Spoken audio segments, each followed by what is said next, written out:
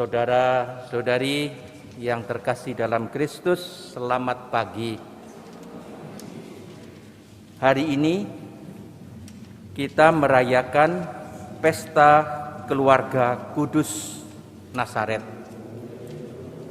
Begitu kita merayakan kelahiran Yesus, hati dan pikiran kita langsung tertuju pada keluarga yang dibentuk oleh Yusuf, Maria, dan Yesus. Dan pesta hari ini dimaksudkan supaya keluarga-keluarga Kristiani meneladan keluarga kudus di Nazaret. Ada dua nilai yang amat penting yang bisa kita renungkan pada hari ini, yaitu iman dan pengorbanan, seperti yang dihayati oleh keluarga kudus di Nazaret. Sadar bahwa kita seringkali egois, kita tidak berani berkorban, kita seringkali kurang percaya kepada Allah. Mari kita dengan rendah hati mohon ampun kepada Tuhan. Marilah berdoa.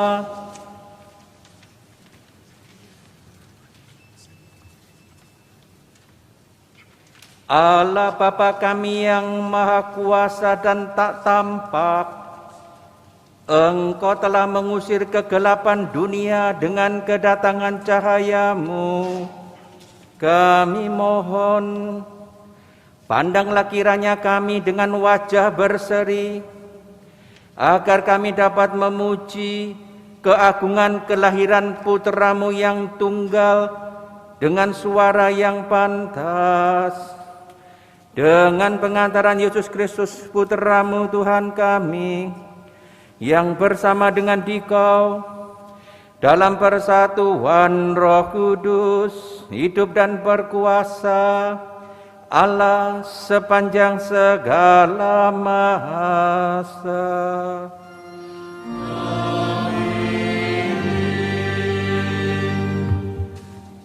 Bacaan dari Kitab Kejadian.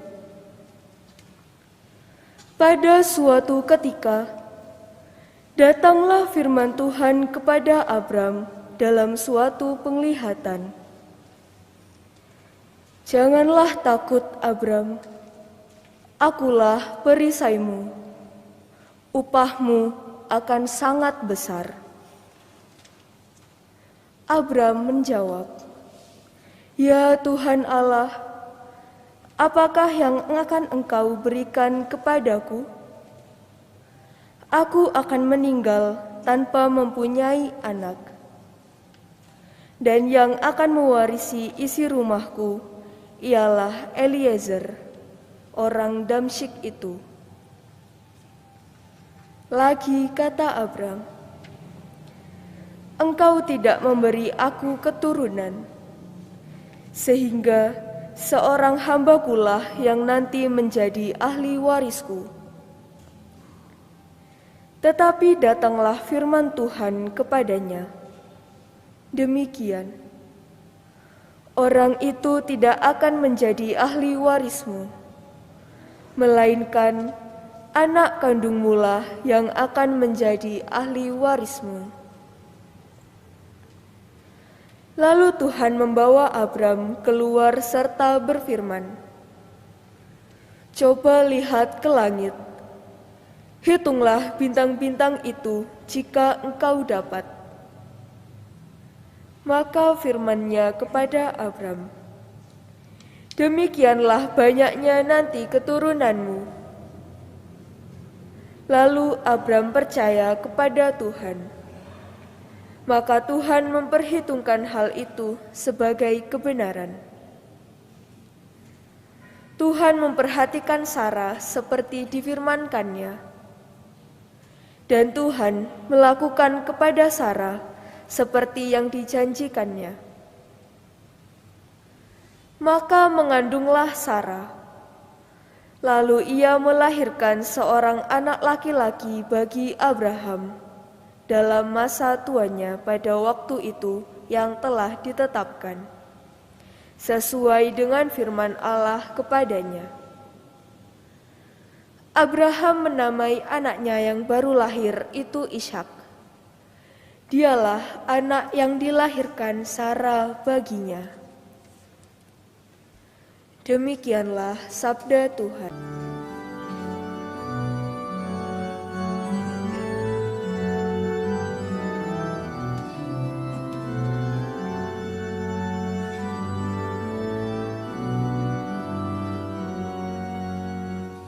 Hanya Dialah Tuhan Allah kita selama-lamanya. Ia ingat akan perjanjiannya.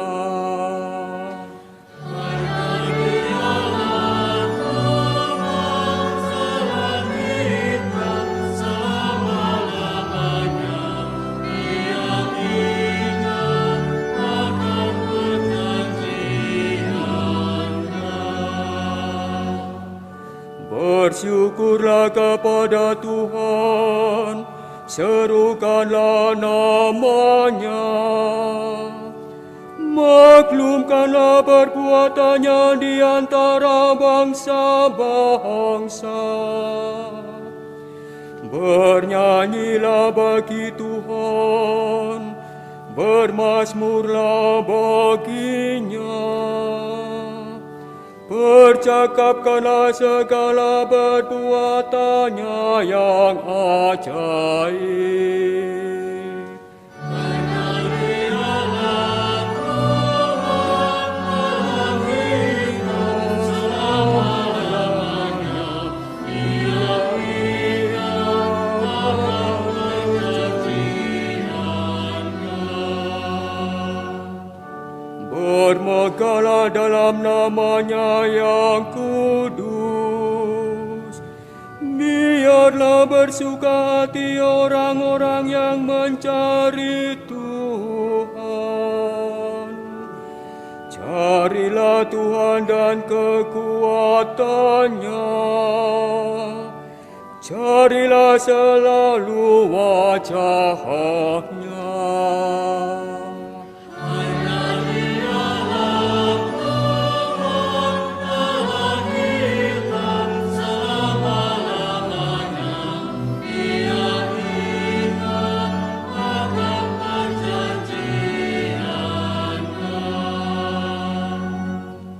Ingatlah perbuatan ajaib yang dilakukannya, mujizat dan ketetapan yang diucapkannya.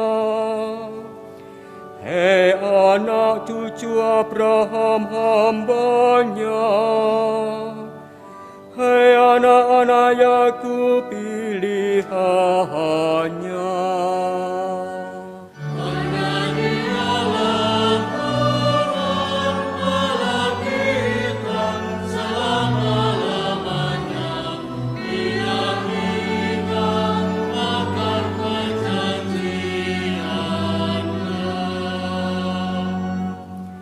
Selama-lamanya Ia ingat akan perjanjiannya,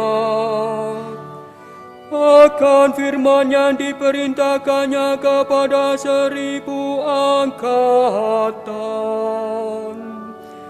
akan perjanjian yang diikatnya dengan Abraham, dan akan sumpahnya kepada Ishak.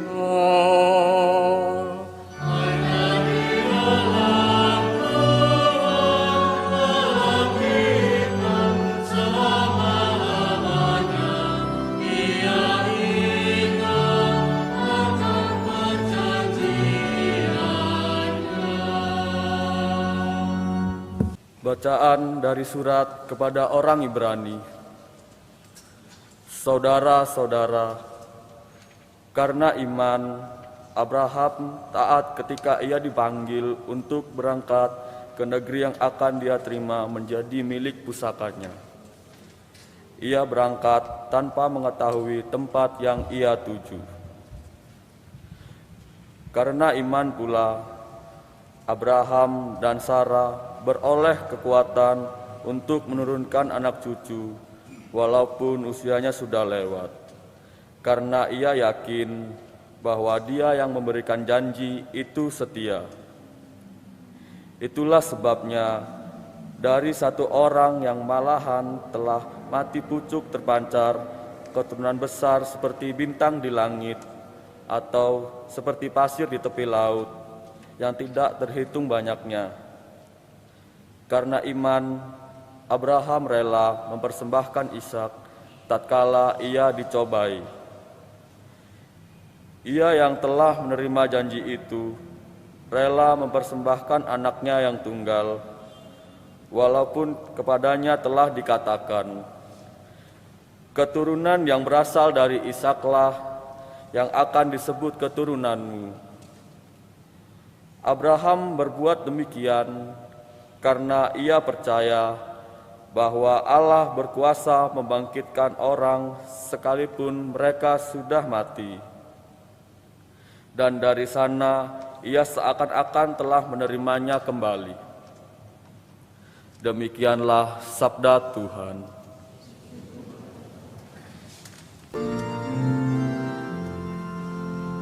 Haleluya, haleluya, haleluya.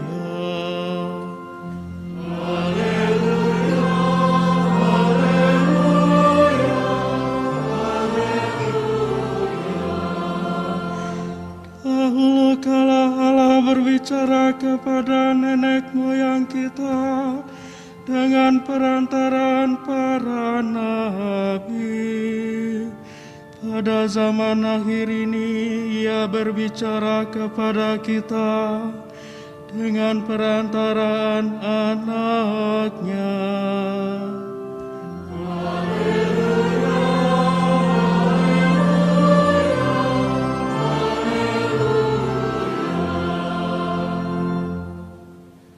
Tuhan sertamu.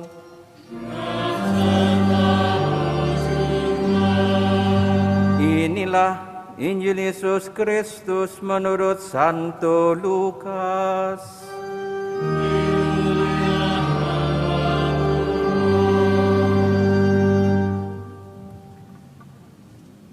Ketika tiba waktu penyucian menurut hukum Musa, Maria dan Yusuf membawa Yesus ke Yerusalem untuk menyerahkan Dia kepada Tuhan seperti ada tertulis dalam hukum Tuhan. Semua anak laki-laki sulung harus dikuduskan bagi Allah. Juga mereka datang untuk mempersembahkan kurban menurut apa yang difirmankan dalam hukum Tuhan, yaitu sepasang burung tekukur atau 2 ekor anak burung merpati. Di Yerusalem ada seorang bernama Simeon.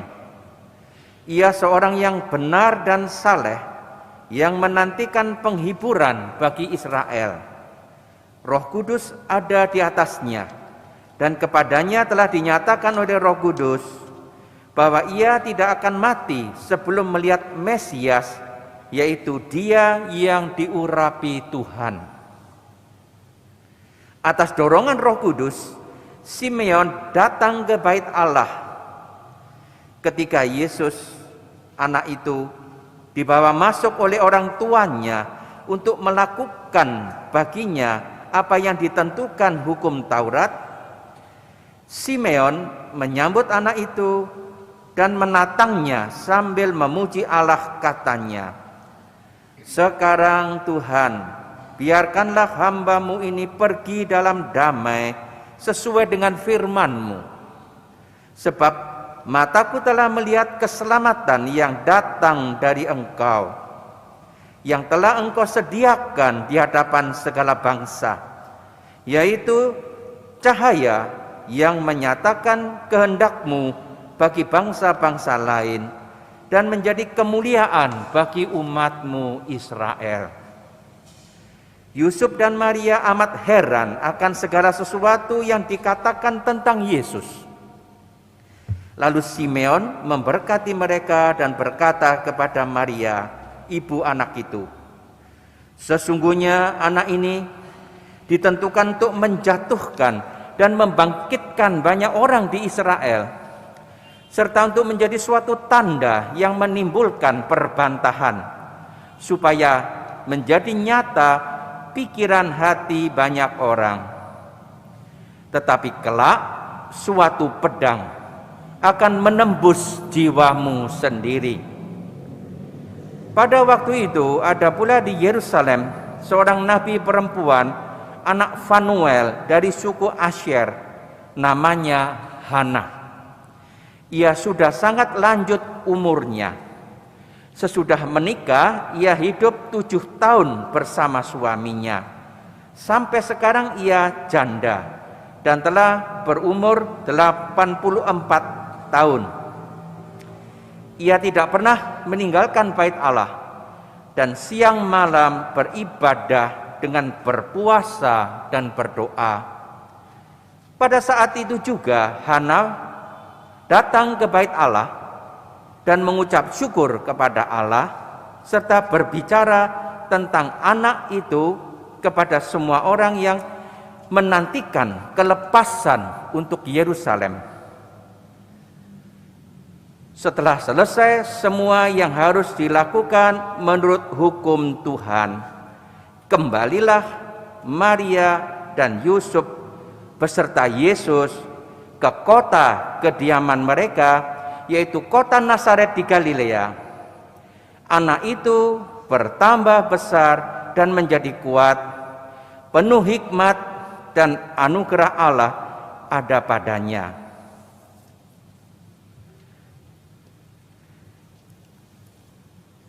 Demikianlah sabda Tuhan.